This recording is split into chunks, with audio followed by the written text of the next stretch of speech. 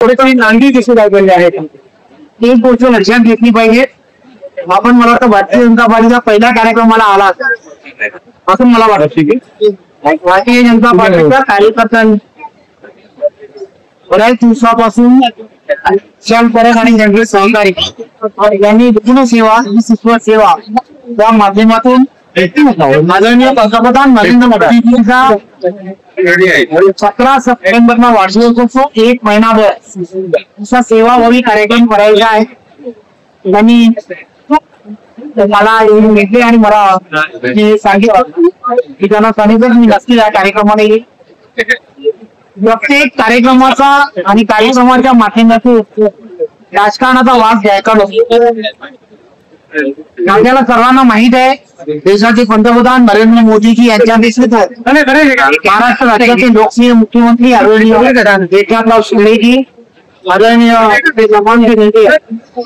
आणि अजित पवार या तिघांच्या नेतृत्वामध्ये आम्हाला सर्वांना महायुतीचा मुख्यमंत्री महाराष्ट्रात करायचा आहे.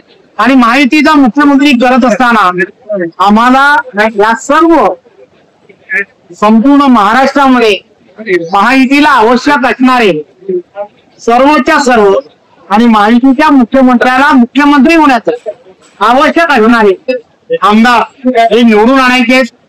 त्यामुळे आदरणीय अमितजींनी पुण्यामध्ये अधिवेशनामध्ये ऑलरेडी डिक्लेअर केलाय की महायुतीचाच आणि महायुतीच्याच माध्यमातून यानंतरच्या विधानसभांच्या निवडणुका होतील. या संदर्भातले सर्व निर्णय जे आहेत ते वरिष्ठ पातळीवरती होत असतात.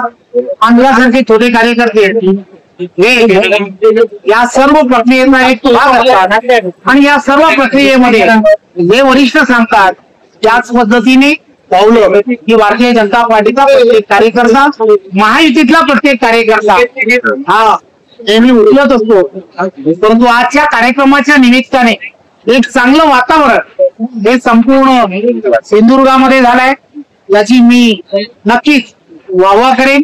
विशाल परब आणि त्यांच्या बरोबरच्या सहकार्यांनी संपूर्ण सावंतवाडी या मतदारसंघामध्ये केलेला प्रचंड प्रवास आणि त्यांनी 2 उपक्रम या संपूर्ण सावंतवाडीमध्ये सुरू केले.